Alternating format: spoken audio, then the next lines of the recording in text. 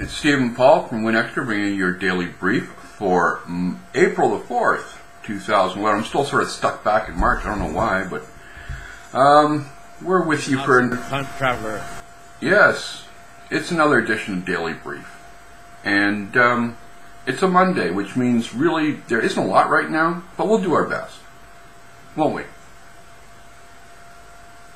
I don't know, will we? I'm still in shock. What? Because, why? Yeah. Because pre-show you said that Larry Page was a hunk? Well, that's the geek world, as far as I understand it. You know, he's supposed to... I've never heard that, sir. I don't know. He takes over as CEO of Google officially today, but, you know, I'm rather worried. Oh, stop.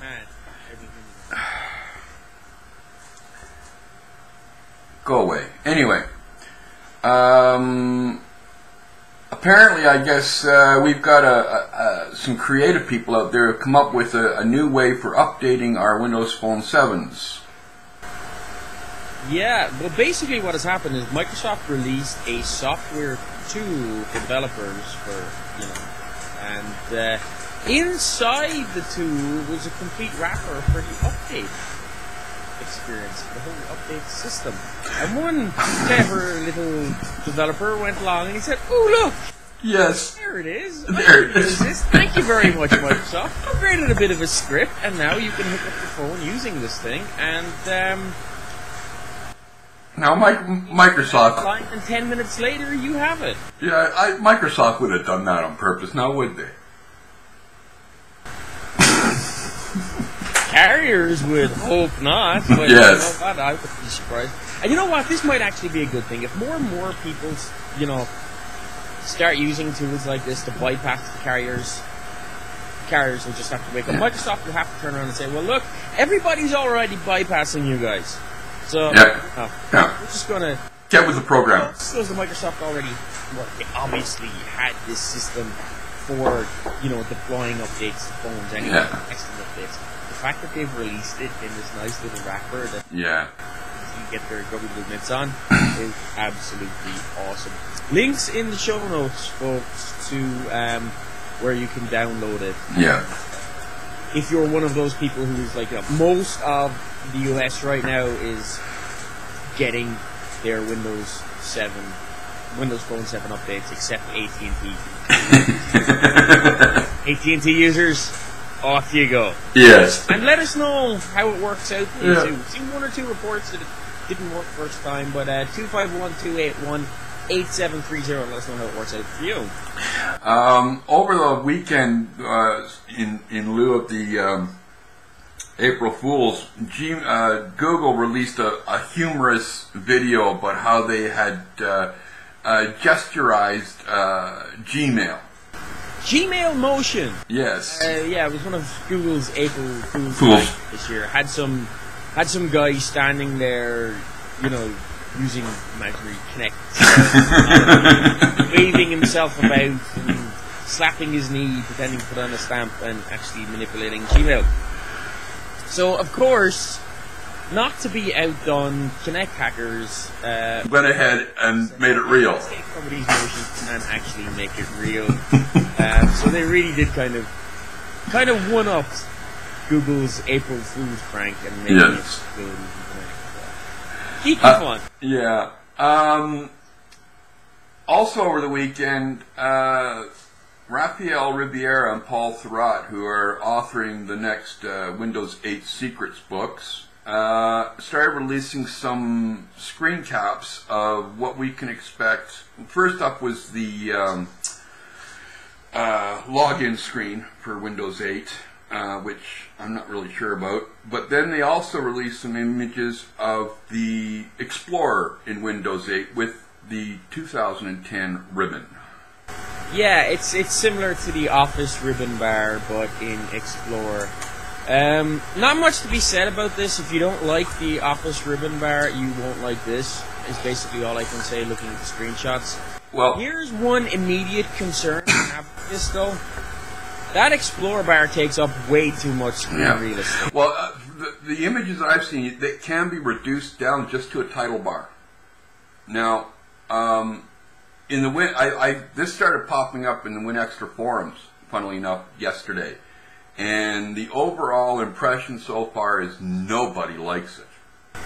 Nobody liked the ribbon. Oh yeah, still don't. Yet, people swear by it now. Yeah. It's one of those interface changes that is pushed upon you, and then you look back and you go, how did I ever live without this? A year later. Yeah. Now, Long Zeng did notice that in the images that were presented, there is what looks to be like file sync through SkyDrive, and also syncing files between machines. 2-button. I wouldn't be surprised, considering, is it called Windows Live Sync now, or what is it called? Who knows? Whatever it's called, that shipped with Microsoft Essentials for the desktop, that Live Sync, which has had like 5 different names in the last 2 years, that Live Sync already has all that functionality, and I'm not surprised to see functionality from Microsoft Essentials pushed into the operating system. Yeah. Yeah. As long as they don't put Windows Live Writer in. Now, there's been a couple stories that I guess kind of irritating both you and I over Internet Explorer 9. The first one up was Microsoft losing the browser race badly. Where did you find this story? Actually in Google News. IT war? I know. Never heard of them before either. And of course, not hearing of people doesn't necessarily mean that they're bad.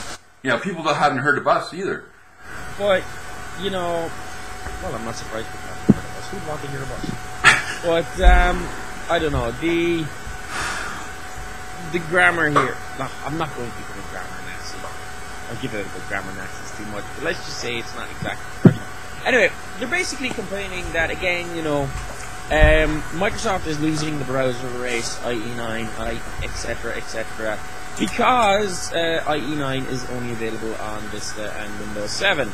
And then, of course, last week we talked about Firefox, people boasting about, Firefox had X many million downloads, blah, blah, blah, my very Irish arse. And, IE9 is dead because it couldn't complete. And then we get this story today. I know I'm kind of running on story to story, but this is basically, it goes that IE9 updates for your average user.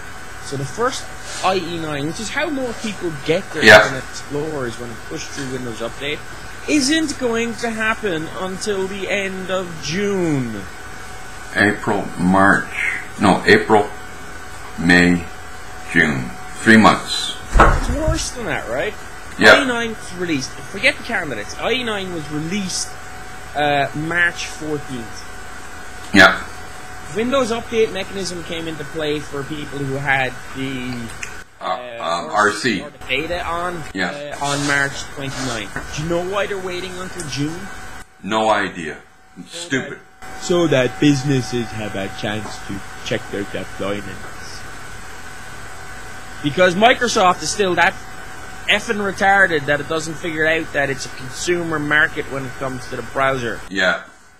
Well, Microsoft hasn't figured out yet that, if the businesses want this and don't want it deployed straight away, just release a blocking tool for them. Well, they did that already. Consumers. They did that already.